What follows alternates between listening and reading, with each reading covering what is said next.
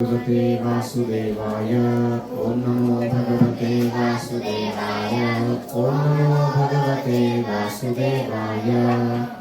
हम पढ़ रहे हैं श्रीमद् भगवद गीता अध्याय 16 श्लोक संख्या 24। तस्मात् शास्त्रं प्रमाणन्ते कार्याकार्यव्यवस्थितौ ज्ञात्वा शास्त्रविधानोक्तं कर्म कर्तुमिहार्हसि। अतएव मनुष्य को यह जानना चाहिए कि शास्त्रों के विधान के अनुसार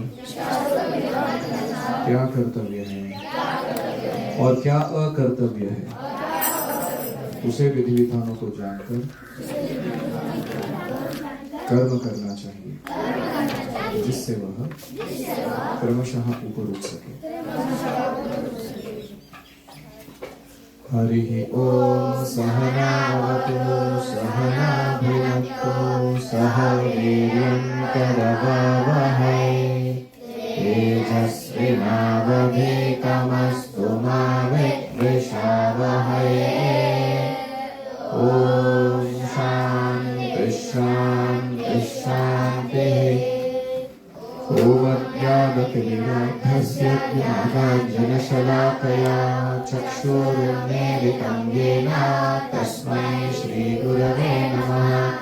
जय श्रीकृष्णचैतन्य प्रभो नित्यानन्द श्री अद्वैत गदाधर श्रीवासादि गौरभक्तवृन्द। हरे कृष्णा कृष्णा कृष्णा हरे हरे हरे राम राम राम हरे हरे। हरि ओम तत्सत्। हरे कृष्ण। तस्मात् शास्त्रं प्रमाणन्ते, ये जो पहला लाइन है ना, ये हमें हमेशा हमारे मन में गूंजता रहना चाहिए, रखना चाहिए, क्योंकि बहुत बार हमारे जीवन में जो प्रकृति है वो ऐसे भ्रम पैदा करती है कि हम क्या करूं क्या नहीं करूं ये समझने के क्षमता को खो बैठते हैं। किम कर्तव्यम किम अकर्तव्यम इति अहम न जानामि। क्या करूं क्या नहीं करूं समझ में नहीं आ रहा। तस्मात् शास्त्रम प्रमाण, शास्त्र प्रमाण है, उसके आधार पर हमें कार्य अकार्य तय करना है। तो ज्ञात्वा शास्त्र विधानोक्तम, शास्त्र के विधान जानकर कर्म कर्तुम, हमें कर्म करना चाहिए। तो पहला प्रश्न आता है कि शास्त्र को इतना महत्व क्यों देते हैं। तो पहला कारण है कि because we have got imperfect senses and imperfect mind. हमारे मन और इंद्रिय अपूर्ण है, वो हमें परिपूर्ण ज्ञान, परिपूर्ण समझ, परिपूर्ण डेटा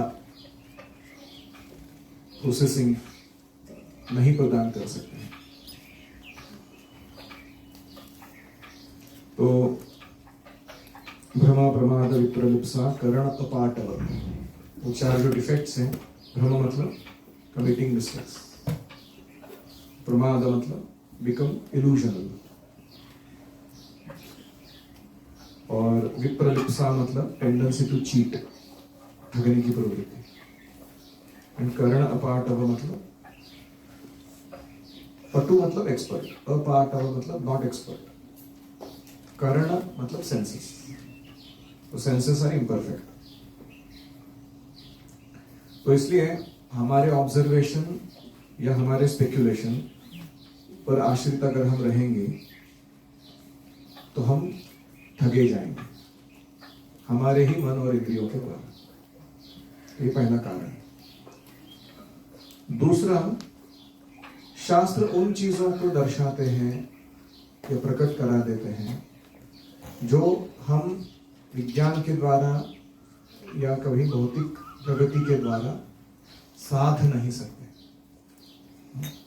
शास्त्र reveals what we can not know otherwise, जो दूसरे मार्गों से नहीं प्राप्त हो सकते। जैसे आत्म तत्व, हमारे स्वयं के बारे में, स्वतत्व हम है कौन, परतत्व यानी आध्यात्मिक जगत क्या है, भगवान क्या है, और मुक्ति की जो अवस्था है वो वास्तविकता में है क्या, फ्रीडम फ्रॉम ऑल सफरिंग। तो मृत्यु के पश्चात क्या होता है, ऐसे कुछ प्रश्न हैं जिसके उत्तर हम भौतिक विज्ञान के द्वारा नहीं प्रदान करते, लेकिन शास्त्र इसका बहुत क्लियर आंसर देते हैं। तीसरा कारण है क्यों शास्त्र को हमें फॉलो करना चाहिए, क्योंकि ये कृष्ण का ही आदेश है, कृष्णा's डायरेक्ट इंस्ट्रक्शन। जैसे आपके पिता अगर आपको बोलते हैं कि ये चप्पल इस पैर में पहनने का, वो चप्पल उस पैर में पहनने का, तो हम उनके साथ आर्गुमेंट करते हैं, नहीं उल्टा पहनूंगा तो क्या होगा, तो पहन के देख क्या होगा। क्योंकि वो पिता है, हमारे हितचिंतक है। कृष्ण सर्वज्ञ है, भूत वर्तमान भविष्य सब जानते हैं। तो कृष्ण का आदेश, मानो कोई एक प्रेमी पिता अपने पुत्र को बता रहा है, ऐसा है कि हमें नहीं मालूम हमारे हित में क्या है जब तक हमारे माता पिता हमें समझाते नहीं है। चौथा कारण है कि शास्त्र हमें एक ऐसी धरोहर प्रदान करता है, लेगेसी, एक ऐसा एक्सेस प्रदान करता है, एक ऐसा ट्रेडिशन प्रदान करता है जो हम कभी अनुभव नहीं कर सकेंगे अगर हम केवल भौतिकता को ही मानेंगे। तो हमारा जो अस्तित्व है उसको बदलने के लिए ये तीनों जरूरी है चीजें। तो आध्यात्मिक जगत की संस्कृति जो इटर्नल है वो हम इस जगत में प्राप्त कैसे करेंगे, अपने स्पेकुलेशन से, अपने एक्सपेरिमेंटेशन से नहीं, वो शास्त्र के माध्यम से प्रदान होती है। आध्यात्मिक जगत की संस्कृति का अनुभव और वहां के दिव्य संबंधों का या वस्तुओं का या व्यक्तियों का अनुभव शास्त्र ही प्रदान कर सकते हैं, वरना हमें एक्सेस नहीं है। लेकिन शास्त्र समझने के लिए गुरु की आवश्यकता है, तो इसलिए गुरु भी महत्वपूर्ण है। खुद से शास्त्र समझना मुश्किल है क्योंकि हम बहुत बार तर्क के कारण गलत निर्णय पर आते हैं या विरोध देखने पर छोड़ देते हैं, बोलते हैं कि ये क्या शास्त्र एक परस्पर विरोधी स्टेटमेंट बोलते रहते हैं। तो इसलिए गुरु की जरूरत है। हमारे अभी के स्तर के लिए क्या अप्लाई करना और बाद में ऊंचे स्तर पर क्या दूसरे प्रिंसिपल्स अप्लाई करना, वो बताने वाला कोई गाइड चाहिए। और लास्ट पॉइंट है कि शास्त्र लीड्स टू प्रैक्टिकल ट्रांसफॉर्मेशन। हम देखे हैं प्रभुपाद जी की पुस्तक जिसके भी घर में पहुंचे हैं, कभी ना कभी तो उसको पढ़कर उसका पूरा ट्रांसफॉर्मेशन हुआ है उसके जीवन का, प्यूरिफिकेशन ऑफ कैरेक्टर, चरित्र शुद्ध हो जाना, अवेकनिंग डिवोशन, भगवान के प्रति भक्ति जागृत होना, फ्रीडम फ्रॉम एंजाइटी, चिंता से मुक्त होना, and finally becoming compassionate to others, दूसरों को ये प्रेम बांटना कृष्ण का। ये सब कब संभव होता है, जब हम शास्त्र के संपर्क में रहते हैं। शास्त्र के संपर्क से दूर हो जाते हैं तो वापस हमारा चरित्र खराब होता है, भक्ति कम हो जाती है, दूसरों के प्रति करुणा की भावना चली जाती है, और वापस हम चिंता से भर जाते हैं, क्या होगा मेरा, क्या होगा जगत का। तो इसलिए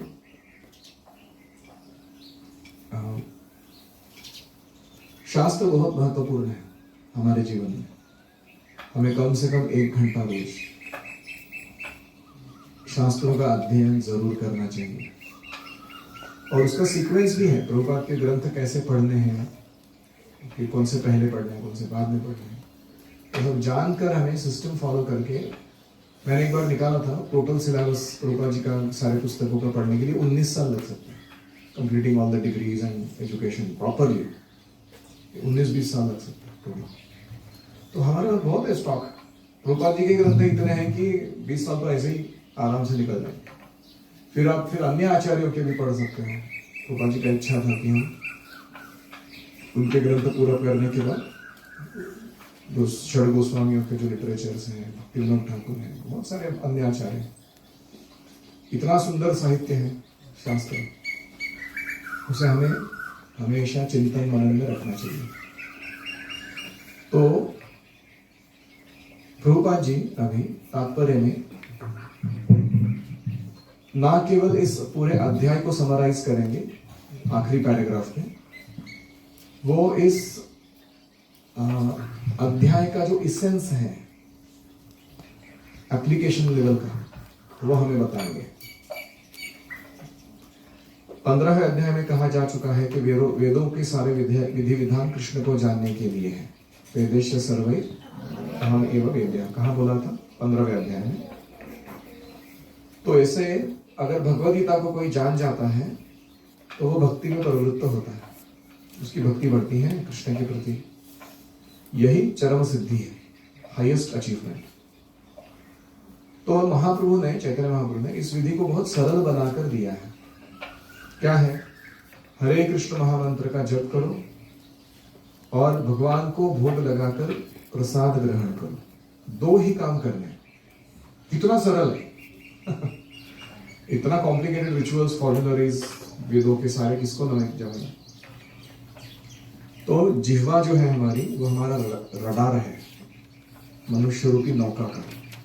वो रडार जिस दिशा में जाएगा उस दिशा में पूरी नौका जाएगी। तो इसलिए टंग क्या करती है? हरे कृष्ण कृष्ण कृष्ण हरे हरे, हरे राम राम राम हरे हरे, ये उच्चारण करती है। और जो स्वाद लेती है टंग, वो क्या करते हैं? प्रसाद का ही आस्वादन करती है। तो ये दो कार्य में अगर कोई संलग्न हो रहता है, उसे वैदिक साहित्य अवगत और प्राप्त हो चुका है। होगा नहीं, हो चुका है दो काम करने से।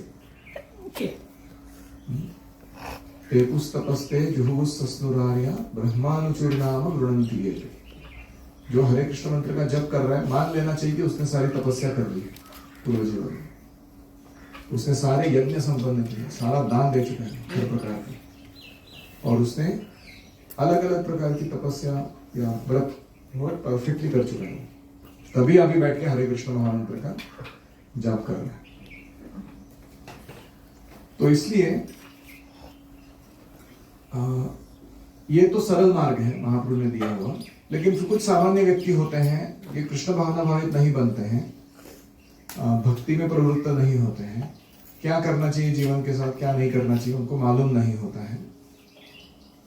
तो खास करके उनके लिए भी शास्त्र के नियमों का पालन करना सीखना चाहिए। तो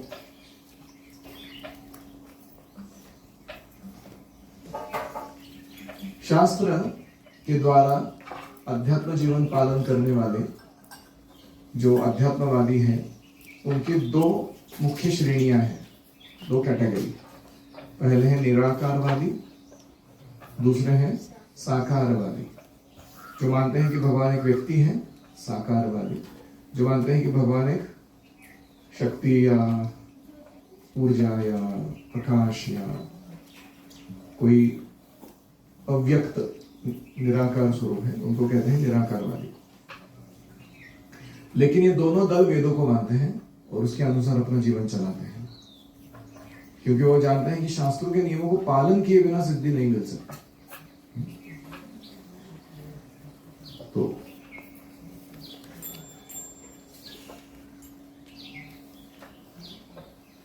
हमारे जीवन की जो समस्याएं हम अभी देख रहे हैं, जंतर मंतर पे दिल्ली में बहुत सारी समस्या चल रही है करेंटली, और फिर पार्लियामेंट में समस्याएं चल रही है, वर्ण द्वेष, जाति भेद, धर्म के कारण हिंदू मुस्लिम या जो भी, इतना सारा मानव समाज के द्रोह या संघर्ष या पतन का कारण रूपा जी कहते हैं कि लोग भागवत विद्या के प्रति या भागवत विद्या के द्वारा प्राप्त नियमों के प्रति द्वेष रखते हैं। ये है. People are not accepting the simple solution to chant Hare Krishna and taste prasad. बस, that's it. इतना सरल मार्ग अगर लोग अपनाएंगे तो बहुत जल्द ये सारे संघर्ष, ये सारी समस्याएं और ये सारा विद्रोह, पतन हम एड्रेस कर पाएंगे. तो भागवत विद्या के प्रति द्वेष रखना ये जीवन का सर्वोच्च अपराध है. और ये अपराध करने के कारण ही माया हमें त्रिविध ताप देती रहती है. माया जो अलग अलग शरीर में, मन में या लोगों के बीच में या निसर्ग के द्वारा, प्रकोप के द्वारा जो डंडे लगा रही है, उसका कारण क्या है? हम भागवत विद्या स्वीकार नहीं कर रहे, उसे पालन नहीं कर रहे. जैसे ही इसको हम स्वीकार करेंगे और डंडे पड़ना कम हो जाएगा. तो स्टेप नंबर 1 क्या है? कहां से शुरू करें?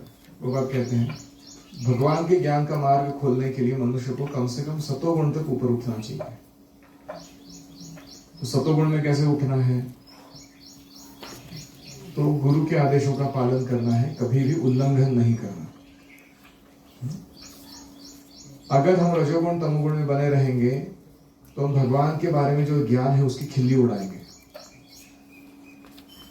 और असुरी जीवन में बने रहेंगे.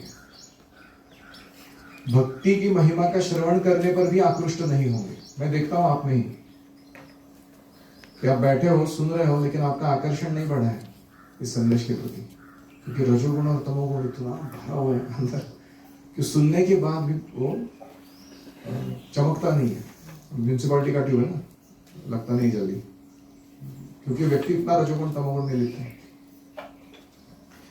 तो इसलिए जब वे अपने उन्नति का मार्ग शास्त्रों के द्वारा नहीं पकड़ पाते तो अपना मार्ग बना लेते हैं. हर एक व्यक्ति को मानता है मेरा उन्नति करना है, मतलब मैं क्या करना है, उसका एक अपना ही वो नजरिया बना लेता है. और वो मार्ग जो होता है वो बहुत बार हमें भगवत भक्ति के मूल सिद्धांत से दूर ले जाता है. जो भी हम सो कॉल्ड उन्नति बोल रहे, मैं ऐसे जाके पैसे कमाऊंगा, ऐसे जाके परिवार की परवरिश करूंगा, ऐसे जाके शादी करूंगा, ऐसे जाके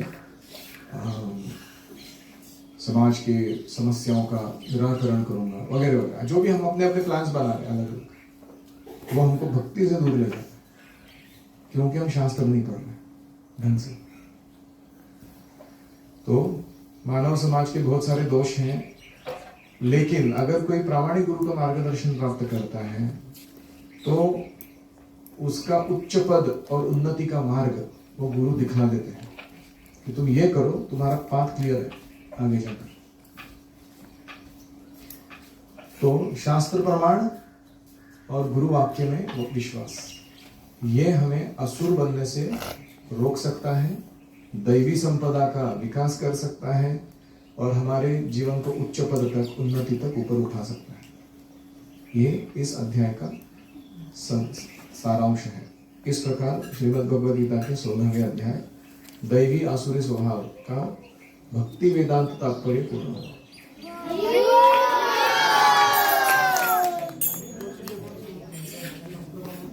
शास्त्र प्रमाण, गुरु वाक्य में विश्वास. गुरु शास्त्र वाक्येषु श्रद्धा.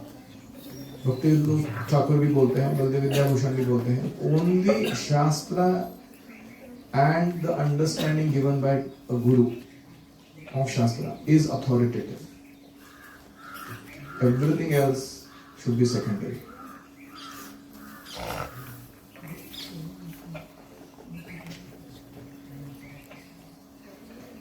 Faith in God elevates and no faith in God degrades. And the first step of faith in God is to follow Shastra, because Shastra is the instruction of God.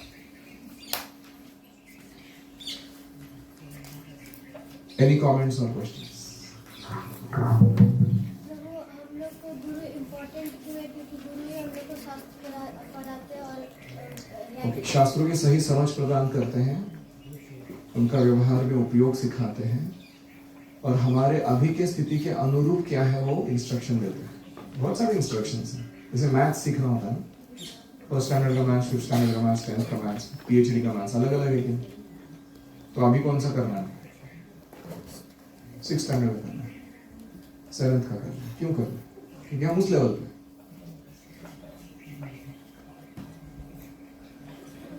हमारे टाइम से हरे कृष्ण महामंत्र की उच्चार करनी चाहिए, ना कि बेफालतू के चीजें बोलनी। अंग का उपयोग 2 कामों में, प्रसाद ग्रहण करना और हरे नाम नाम उच्चारण करना भगवान का।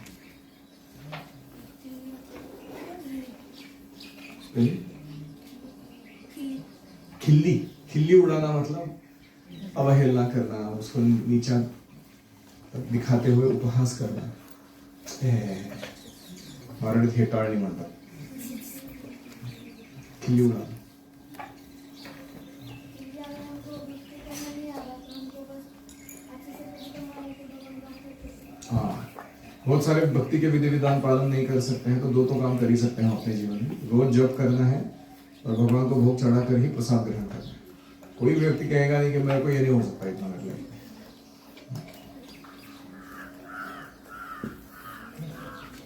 यस, प्रभु हमें शास्त्र हर दिन 1 घंटा हर दिन 1 घंटा मिनिमम शास्त्र पढ़ना है, वेरी इंपॉर्टेंट।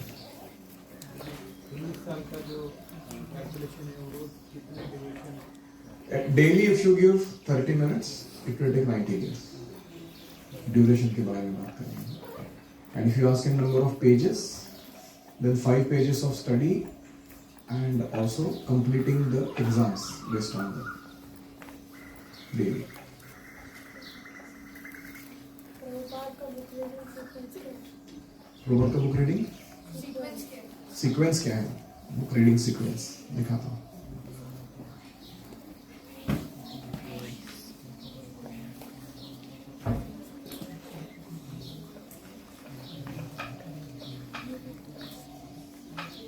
और कोई?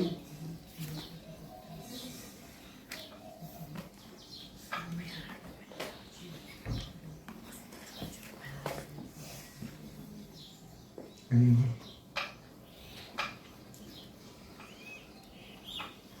ओम हरे कृष्णा कृष्णा कृष्णा हरे हरे, हरे राम राम राम हरे हरे, हरे ओम तत्सत।